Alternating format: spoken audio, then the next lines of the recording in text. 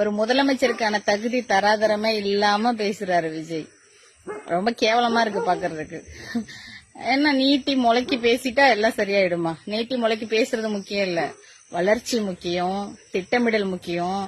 நான் எல்லாத்தையும் அறுத்து தள்ளிடுவேன் அப்படின்னு வாயால சொல்றது பெருசு இல்ல, அறுத்து தள்ளுறதுக்கு தெளிவான பிளான் வச்சிருக்கணும்.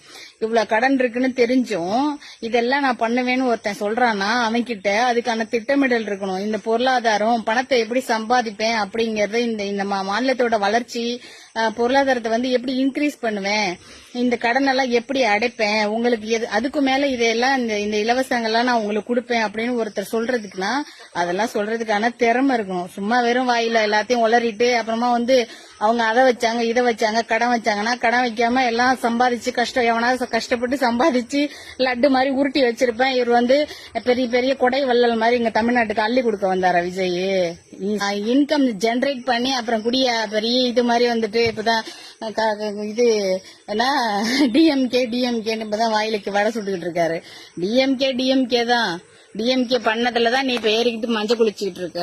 டிஎம்கே பண்ணாம எதுல இப்ப உங்க அப்பா தான் உங்க அப்பா சந்திரசேகர் 50 வருஷமா இங்க தமிழ்நாட்டுல எல்லாம் ரோடு போட்டு வச்சிருக்காரு. அதுல ஏறிட்டு நீ போயிட்டு இருக்கியா? எல்லாம் இங்க டிஎம்கேவும் திராவிட கட்சியும் பண்ணதுதான். டிஎம்கே பண்ணுச்சு, ஏடிஎம்கே பண்ணுச்சு, எல்லாரும் தான் பண்ணாங்க. என்னமா மட்டு மரியாதை இல்லாம எல்லாத்தையும் பேசிட்டா நீ பெரிய எவன் ஒருத்தன் மத்தவங்களை கீழே இறக்கி பேசிட்டா பெரிய ஆள் ஆயிரம் நினைக்கிறானா அவனே முதல்ல கீழானவன் தான். கீழானவனுக்கு தான் அந்த புத்தி எல்லாம் இருக்கும்.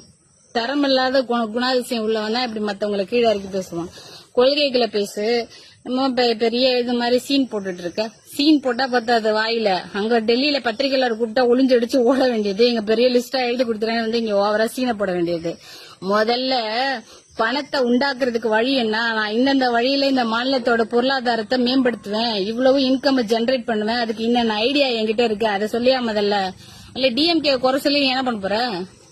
அதுக்கான வழியை சொல்லுங்க முதல்ல. சொல்லிட்டு அப்புறமா டயலாக் எல்லாம் அப்புறம் பேசலாம். எவனாவது எழுதி கொடுத்தா அதை எடுத்து வச்சுக்கிட்டு நீட்டி முளைக்கி பேசுறதுக்கு எவனால வேணா முடியும். இதெல்லாம் ஒரு திறமையே கிடையாது. திறமைங்கிறது சொன்னதெல்லாம் செய்யறது. என்ன முடியும் என்ன முடியாது, தன்னோட தகுதி என்னன்னு தெரியாம வாய்க்கு வந்ததை பேசிட்டு இப்ப வழி இல்லை என்னட்டு டிஎம்கே தான். அப்படின்னா டிஎம்கே நல்லா உருட்டி வச்சிருக்கோம், நீ அள்ளி உருளான்னு வந்தியா? அசிங்கமாவே இருக்காது போல இந்த மாதிரிலாம் பேசுறதுக்கு. கேவலமா இருக்கு. கரெக்டா சிஎம் அந்த தற்குறி கூட்டத்தோட தலைவருங்கிறத சூப்பரா நிரூபிக்கிறாரு.